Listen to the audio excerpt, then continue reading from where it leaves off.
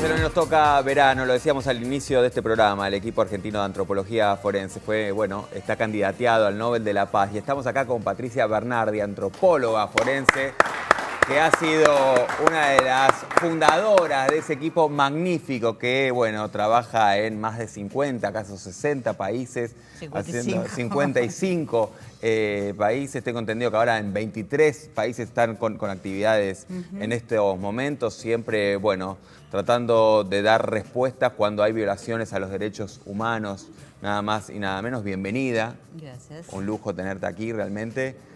Felicitaciones por esta nominación. Me decías, te ha sorprendido. Y creo que a todos nos sorprendió, no lo teníamos previsto esto.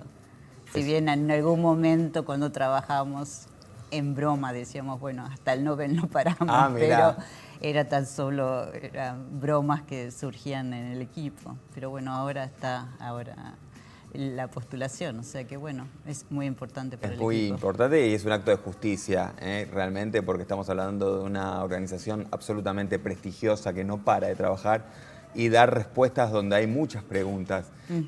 Patricia, háblanos un poco de esos inicios. Estamos hablando del 84, del advenimiento de la democracia. ¿Cómo es que se va armando este equipo? Siempre decimos que el equipo no se formó por un interés de la comunidad científica ni por años de investigación, sino que en 1984, con el advenimiento de la democracia, comienzan a investigarse que parte de las personas que estaban desaparecidas posiblemente estaban inhumadas en los cementerios municipales. Y entonces comenzaron con técnicas muy poco científicas de levantar las fosas.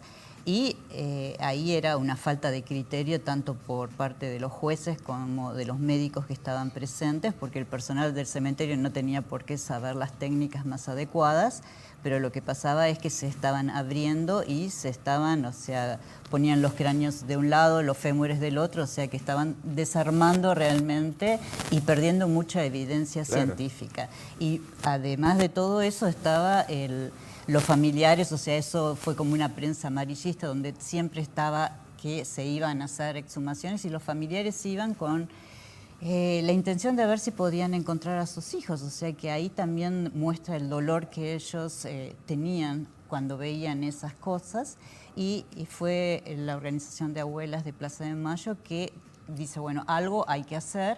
Y es que hacen un viaje alrededor de distintos estados de Estados Unidos, viendo las posibilidades que hay. Desde el lado genético para la identificación de los nietos y desde el lado forense, ver, hay posibilidades, hay técnicas que a través de los huesos podemos identificarlos. Así se contactan con Eric Stover y con el doctor Clyde Snow, que era antropólogo forense de Oklahoma y viene a la Argentina. Y ahí, indudablemente, él dice que sí hay técnicas que se puede hacer, pero necesitaba mano de obra, en especial, gente joven. Sí. Y ahí, comienza a trabajar con un grupo de estudiantes que éramos nosotros. O sea, ¿y a vos cómo te llega la propuesta?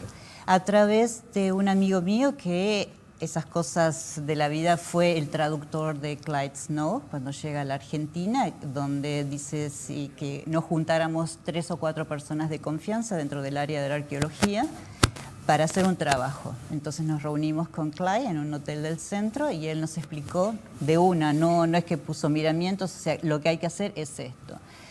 La mayoría de nosotros teníamos conocimientos, sí, por ejemplo, en mi caso, de lobo marino, de guanaco, porque había trabajado en esos sitios arqueológicos del sur, en la Patagonia, pero realmente de huesos humanos no. Y no era solo enfrentarnos a los huesos, sino la circunstancia, ¿no? Claro. O sea, estar en un cementerio con el juez, con la policía, con los familiares, porque la primera estaba un familiar presente, porque el juez tenía hipótesis de quién podía ser esta chica. Y era una presión bastante grande y las primeras no fueron fáciles. Además, una exhumación en una fosa simple lleva entre 4 a 8 horas, dependiendo de las condiciones del terreno. Y enfrentarse a ver, cómo se hacían esas excavaciones y en eso tuvimos la suerte de tenerlo a Clyde Snow siempre al lado nuestro, que nos dio todos los lineamientos.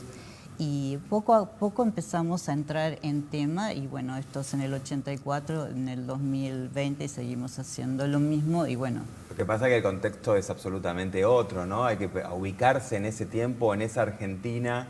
Y que los jueces nos reconozcan, claro. O sea, el primer juez que fue Ramos Padilla, o sea, tuvimos mucho apoyo por parte de él, pero había otros jueces que eran un poco más reacios y tuvimos siempre un apoyo de las organizaciones de derechos humanos muy grande, porque en parte el equipo se formó teniendo siempre presente que este trabajo era para los familiares. Entonces, a diferencia de lo que estaban haciendo los médicos, que hacían las cosas sin informar a las familias, nosotros siempre las incorporábamos en toda la parte de investigación. O sea, como ellos tenían derecho a saber qué era lo que estábamos haciendo.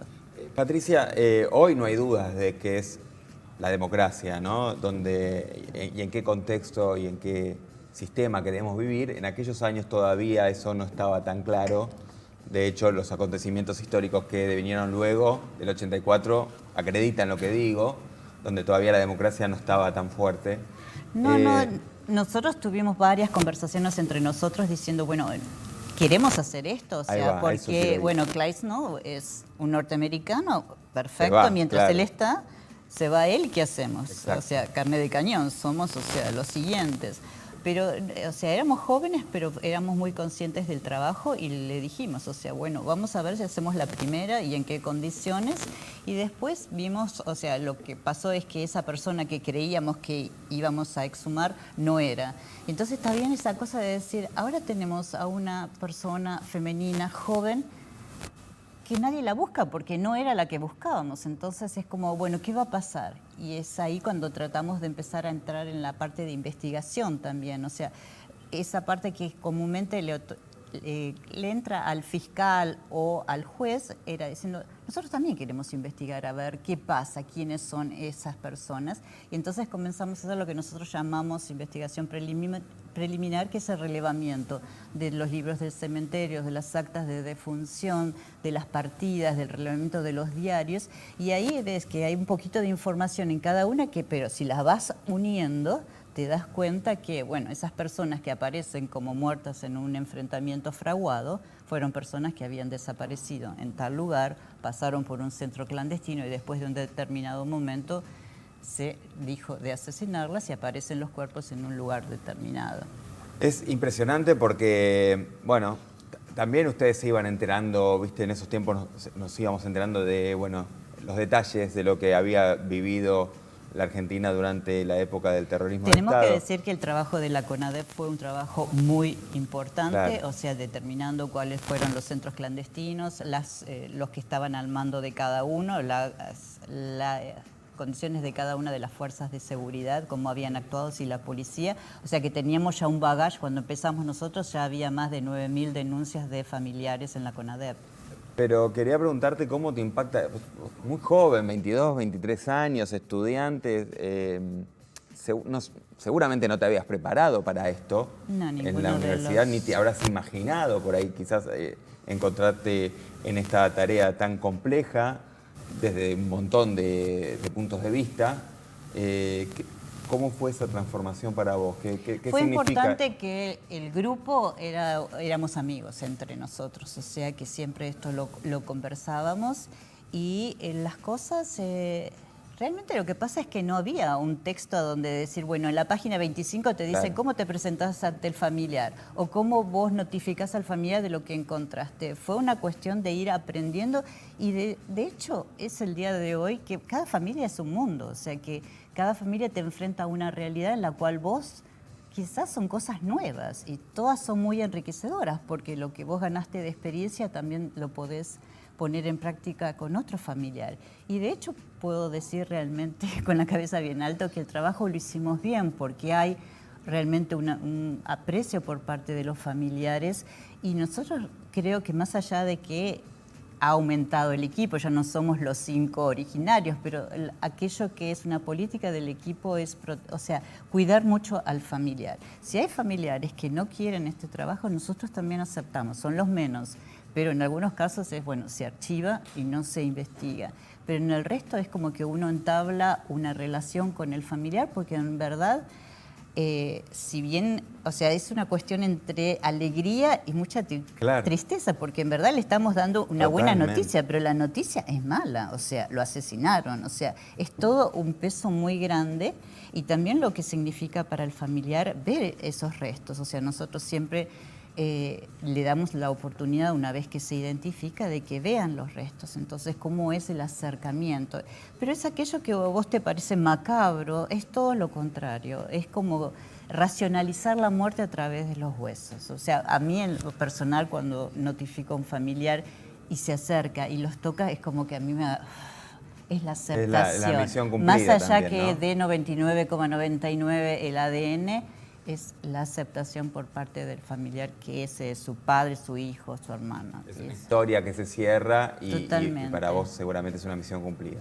Sí, realmente es como una satisfacción. Te dicen gracias y vos decís, no, pero gracias a ustedes, porque realmente es muy importante. Y además como que es parte de escribir la historia, ¿no? Totalmente. Digamos que en los primeros años la identificación era un cotejo entre los datos que nos aportaba el familiar, que no eran muchos, y los datos que obteníamos del esqueleto. Cuando se aplica la genética es como un mundo que se nos abre, una cantidad de identificaciones, aquellas hipótesis que teníamos, pero nunca podíamos científicamente demostrarla. Y que hoy día con una muestra de sangre extraída al familiar y una muestra de hueso, se hace el cotejo y te da una identificación. Pero más allá de la identificación está esto que te digo. Claro. No solo decirle, este es tu familiar, tu papá, sino también decirle, mira, lo asesinaron tal día en la calle tal, junto con otras personas, entró en un cementerio con un acta de defunción. O sea, las preguntas que el familiar se hizo durante 40 años, yo soy consciente que en 15, 20 minutos le estamos dando, o sea, y es... Tremendo, muy fuerte. Fuerte, o sea, es como decir, bueno, el disco rígido va a explotar en cualquier momento, entonces es como que uno la va dosificando, pero en parte es eso, le está cerrando y ya deja de ser el familiar desaparecido, porque el desaparecido ya no está desaparecido, claro, está asesinado. Y entonces empieza otro capítulo. Ya ahí nosotros no entramos, no hay psicólogos, si bien tenemos grupos de contención, pero bueno, eso es una cuestión ya aparte, pero bueno, es importante realmente.